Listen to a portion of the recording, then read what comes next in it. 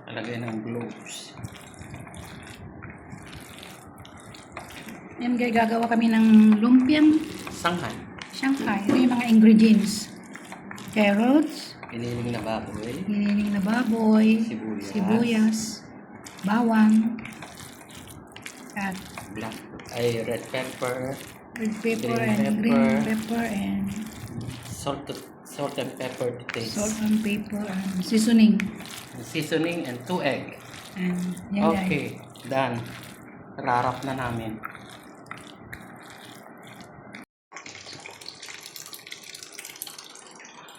Okay.